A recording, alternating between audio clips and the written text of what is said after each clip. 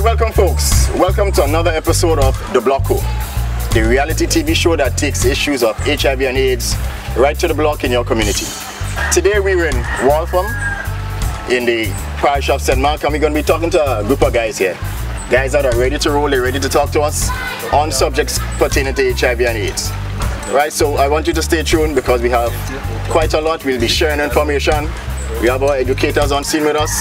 So at the end of the day, we'll be leaving them with some information that hopefully is going to help them to make some better decisions that will lead to positive lifestyle and eventually, hopefully, saving of their own lives, maybe the life of their friends and their families. It's back!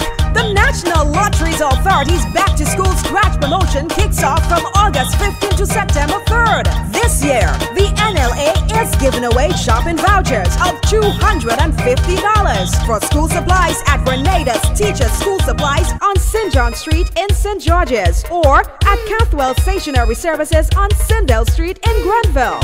Just gather and staple 2 non-winning scratch tickets. Write your name, address, and phone number on each and place them in the scratch branded box at any of our lottery dealers in the Tri-Island State. 5 draws will be done on Wednesdays every week for 3 weeks, and you, yes you, can be our lucky winner of each draw. So scratch away with NLA today. The more you enter, the more chances you have to win a total of $3,750 in the NLA's Back to School promotion. Win easy with Scratch. NLA, supporting sports, culture, and nation building.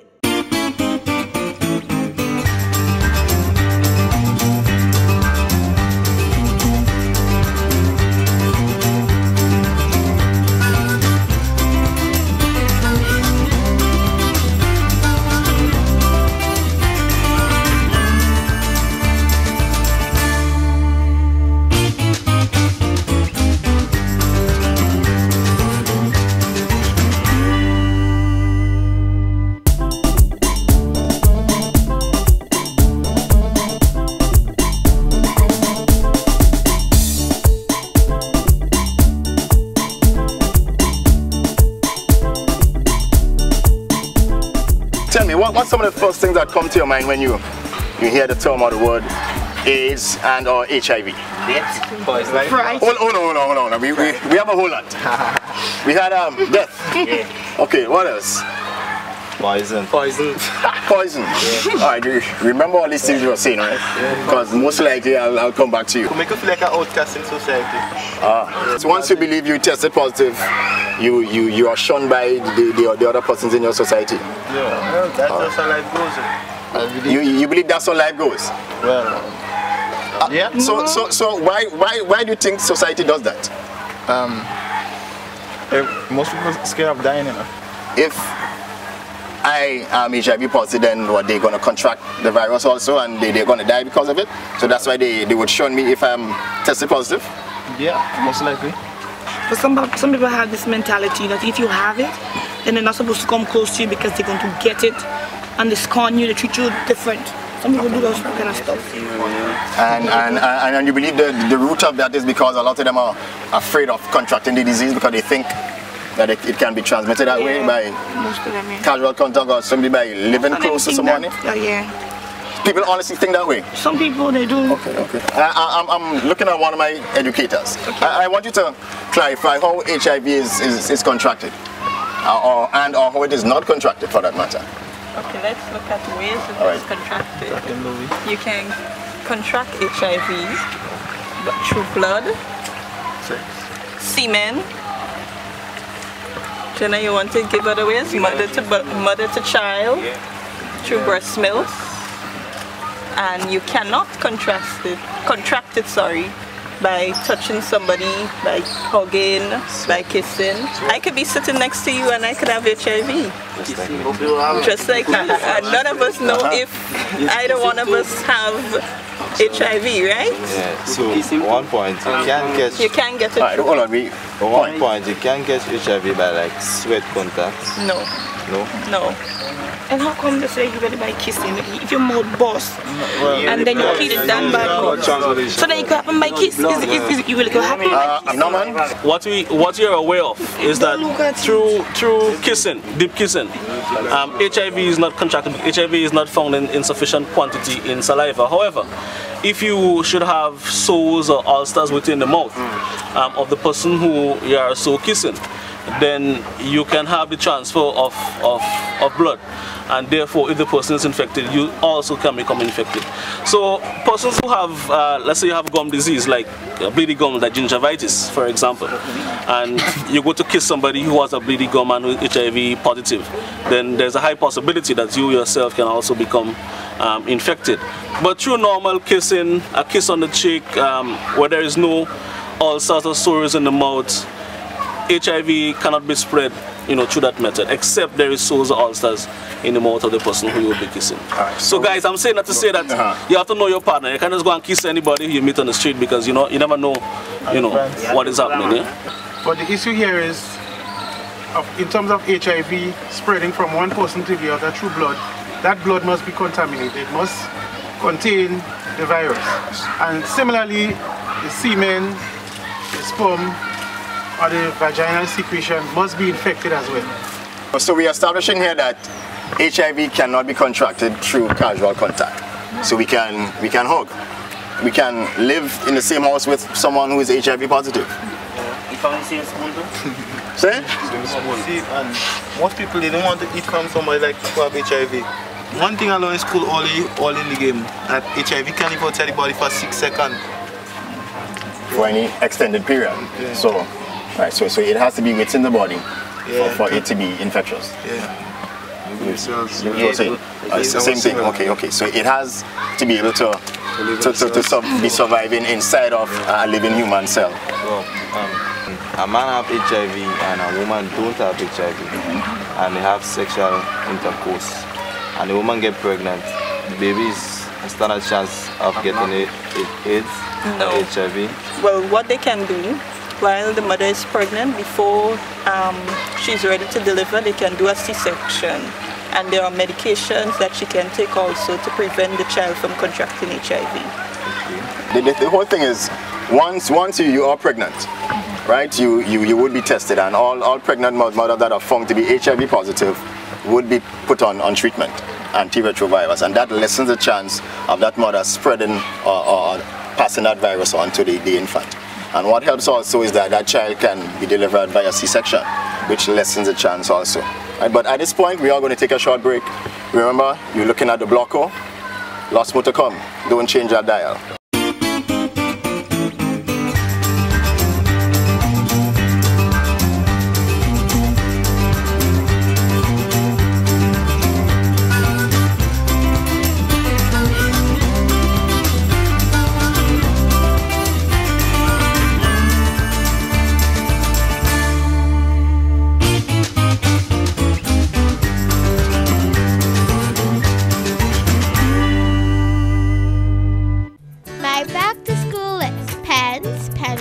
Notebooks, laptop, Flow Broadband. Help your child achieve more by staying connected to the world. Whether it's a paper for English class or research project for science, Flow Broadband offers you the fastest speeds and lowest prices. Sign up today and get free installation and chances to win cool back-to-school prizes like an iPad 2, free broadband service, and amazing back-to-school supplies from Catwills, Digicel, and Foodland.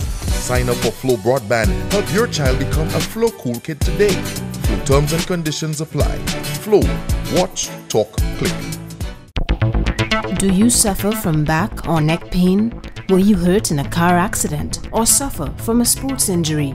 Pills and surgery may not be the solution.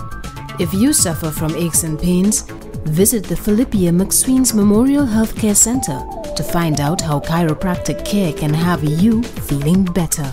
Get back on the road to recovery. Call or email today, treating problems effectively and safely.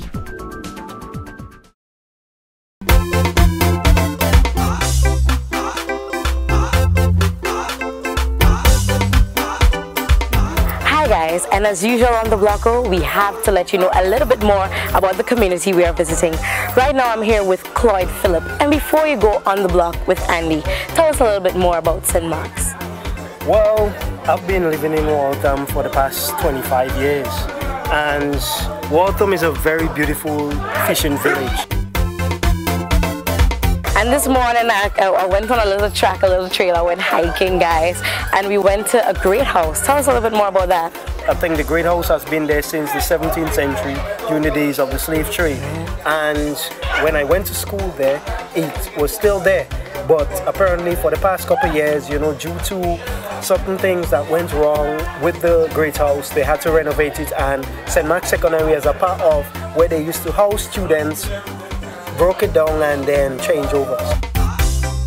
Is there anything else we should know about St. Mark's? I know that there's, about Waltham, sorry, I know that there's a deep community spirit amongst young people. Yeah, well, we are fellas, we can do things, but you see a lot of the guys, they're shy and they need the exposure as well to do certain things, because we may have, you know, some rap stars or a few other things, but a lot of people here, the young guys, mainly when they finish the secondary school, all what they like to get into is fishing.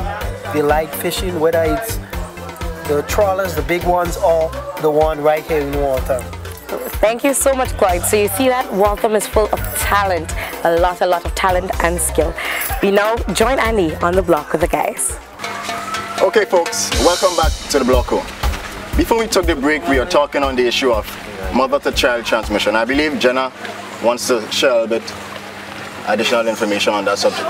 Mothers who are HIV positive should not breastfeed their babies, for the simple reason that breast milk is one of the agents through which the viruses can be passed.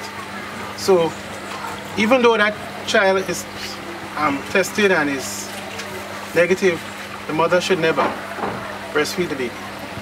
One of the points we heard earlier was that of stigma and discrimination and persons being treated differently, as you were saying, once they have been proven HIV positive. And I want us to talk around that subject, because I believe a lot of us have the general facts, the general information, how HIV is contracted, how it is not contracted. But somewhere or the other, between the information that we have and our behaviors, something is not connected somewhere. You see, people may try to educate people about what is going on really, how you could get AIDS and whatever.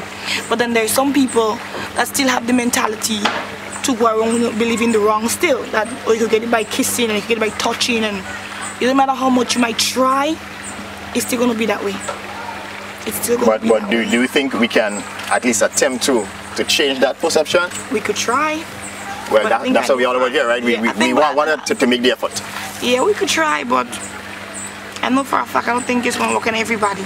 It's not going to work on everybody. But I think it begins with you. If each one of us go back out into society and change our perspective about how HIV is spread, don't you think that would make a difference? I know. Because we're sitting here, we don't know who is negative, who is positive here, and we go back out into society and we may hear somebody is HIV positive and we might decide to scorn them. But you are just sitting here with us, you don't know which one of us have HIV, which one don't. I know for a fact, I know definitely that you cannot get it some certain way, so I wouldn't do it. Okay. I would not scorn nobody with AIDS. I wouldn't do it because then I know better already. Don't know, so I wouldn't do it. The issue of scorning people with AIDS is a broad one, because one of the words that came up earlier when Andy asked the question, what comes to mind, is poison. Yeah. See, Andy, someone who is infected with HIV wouldn't want to be considered poison. So some of the terms that we use can also encourage people to take a stand back. So generally saying that people might be a little bit hesitant to go out and get tested simply because they know that in their own societies that if they are found to be HIV positive, then they'll be treated as an outcast, as you say, as poison. Right. So I think that's one of the biggest issues as it relates to the epidemic, that a lot of people are refusing to get tested. And if you're not tested, then you won't know your status. And if you don't know your status, then you won't be able to access the relevant medications that are available and are available free at our healthcare centers, at our hospitals. There are some people who may have the disease, they fully aware that they have the disease, and as they would say, you know what, I don't care, I'm gonna die anyway, so I might as well share it. That is not right, because if you do have the disease and you come forward, you know for a fact that you get tested positive HIV, I think that you should indicate to that person, you know what, you should know what you're getting into, such and such, I'm HIV positive, and think. But in also, when you indicate that to the health inspector, you know somebody that have AIDS, and that person sharing it around, they don't do nothing about it.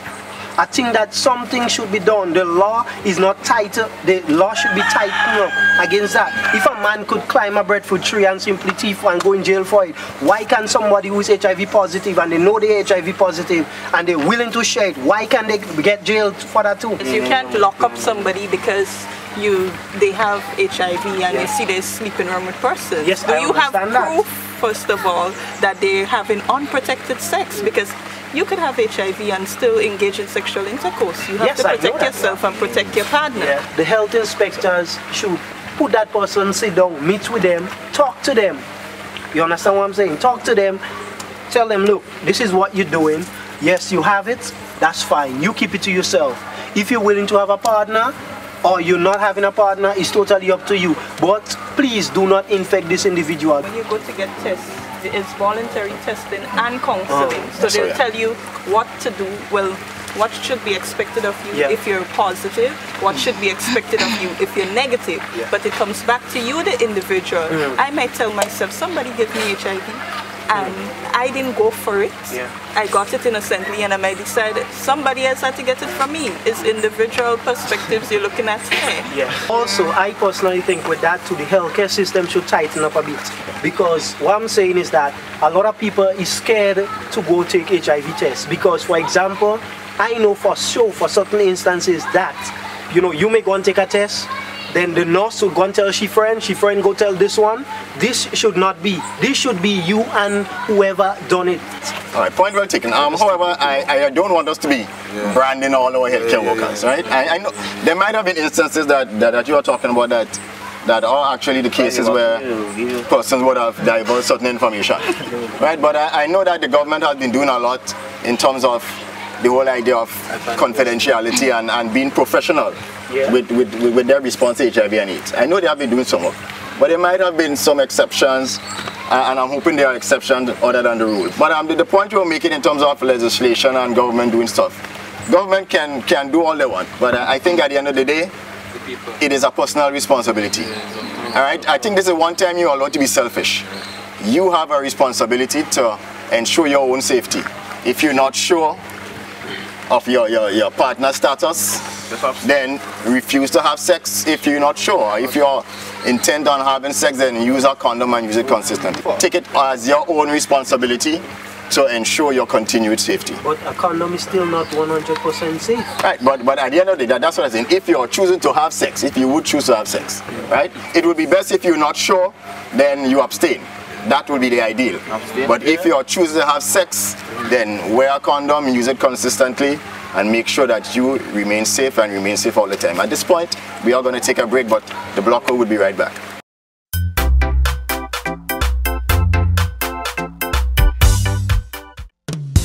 Talk all day and all night this summer. Get Flow's voice service now and get free installation, free cordless phone and free activation of Flow Connect so your friends and family in Canada, the United States and the United Kingdom can call you for free all day and all night. So let Flow connect you to your world with the most affordable home phone service and talk all day and all night for next to nothing. Flow terms and conditions apply. Flow. Watch, talk, click. Do you suffer from back or neck pain? Were you hurt in a car accident or suffer from a sports injury? Pills and surgery may not be the solution. If you suffer from aches and pains, visit the Philippia McSween's Memorial Healthcare Center to find out how chiropractic care can have you feeling better. Get back on the road to recovery. Call or email today, treating problems effectively and safely. There ain't no place like Huggins. You could always count on Huggins. And what's of great importance, Grenadians own it all. Insurance or shipping, paint or grocery shopping. For whatever you're looking, Huggins answer your call. Huggins for your dollar. Huggins peace of mind. Huggins for your travels. Huggins all the time. Huggins is the leader. Huggins is the best. Huggins with experience. Huggins live the rest. It's back!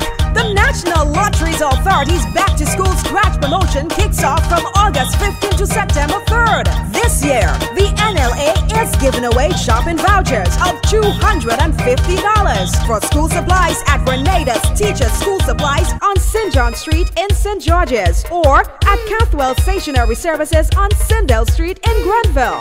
Just gather and staple 2 non-winning scratch tickets. Write your name, address, and phone number on each and place them in the scratch branded box at any of our lottery dealers in the Tri-Island State. 5 draws will be done on Wednesdays every week for 3 weeks, and you, yes you, can be our lucky winner of each draw. So scratch away with NLA today. The more you enter, the more chances you have to win a total of $3,750 in the NLA's Back to School promotion. Win easy with Scratch. NLA, supporting sports, culture, and nation building.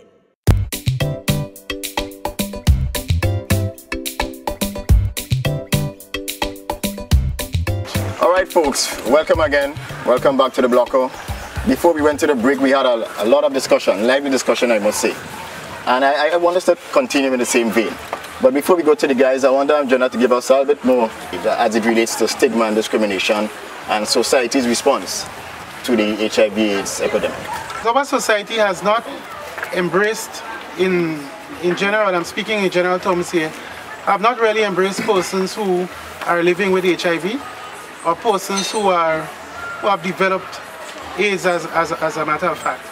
In order for us to really rid ourselves of the negative labels and the discrimination, we must educate ourselves on facts and as many issues as possible surrounding AIDS, HIV. The more we understand, the more we know, is one of the sure ways of reducing and eventually eliminating the issue of stigma and discrimination. Thanks, Jenna. The other issue that I also want to assist in clarifying is that of HIV versus AIDS and what's the difference between HIV and AIDS. Sometimes persons use the terms interchangeably, but they're not the same, right? HIV is a virus that you would contract that would eventually destroy your immune system, right? And after your immune system is so weak that you can no longer sustain your health, then you begin to acquire certain symptoms and certain opportunistic diseases that would eventually cause your body to eventually die. You might contract, for example, whether it's cholera or common cold, etc., right, in the latter stages, which is AIDS. So the difference is that HIV is a virus that infects the body. So when you go to get tested, you're going to get tested for HIV, right? Well, I believe in each and every parish, government should have like, you're giving people like free rubbers. You're not going to surgery to get it. Condom rubber.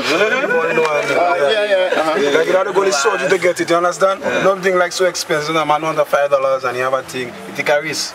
Understand? But even though you go so much street and get again for a good price, you understand? Alright. I meet a woman and she's looking nice and thing, you know. I meet her, she have sex before, right? I know meet her. And maybe last about 2 weeks we are using rubber, so I decide now to go there. So I tell her, let's go and take a test. They go and take the test. Understand?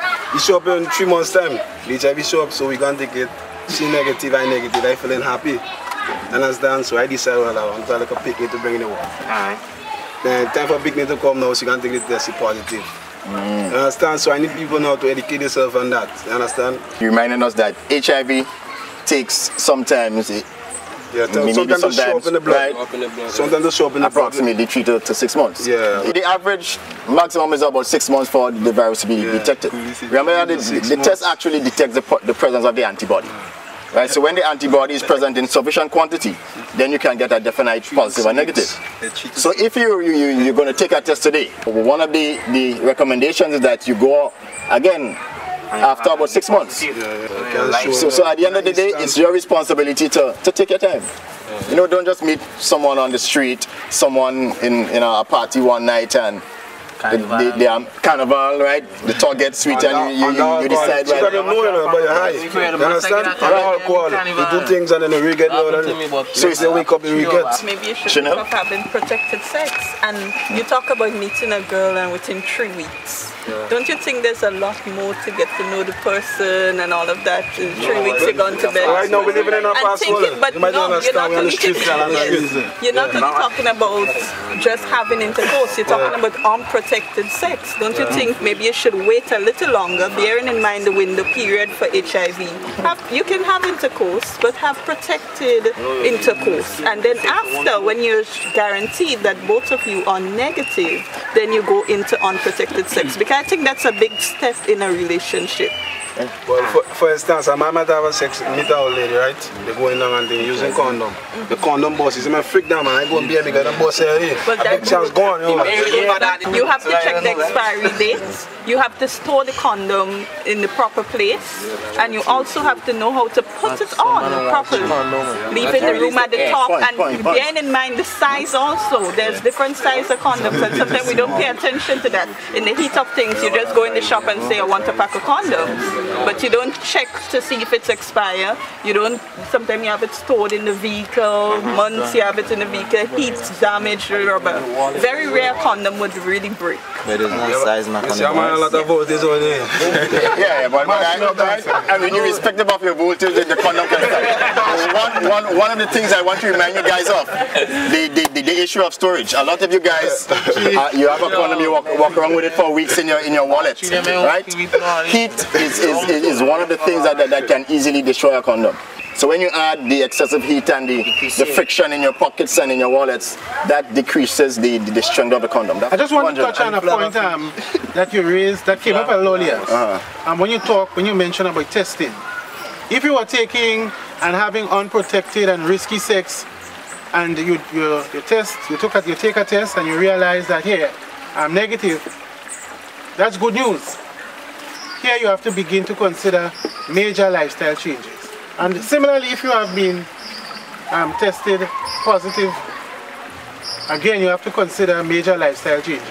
It's important as well that if you're found positive, that you choose to make a healthy choice, which is to receive treatment. And currently, treatment is given free here in Grenada for persons who have been tested positive with HIV.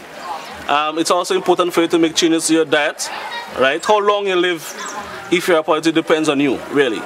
It depends on your immune system. It depends on how healthy you eat. It depends on how you take your medication. It also depends on how much you exercise and keep yourself as healthy.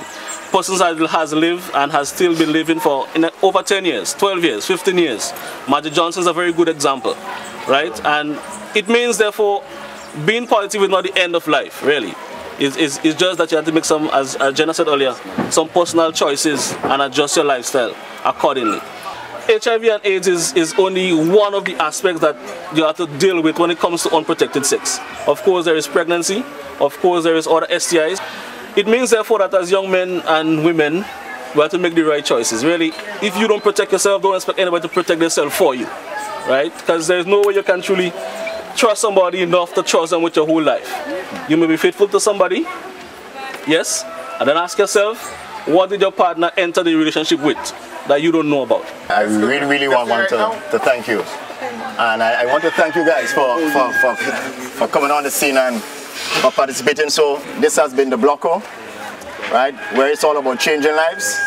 And we want to remind you, it's your responsibility to ensure your own safety. So get educated, get information, get tested, know your status, and remain safe. I'm Andy, your host.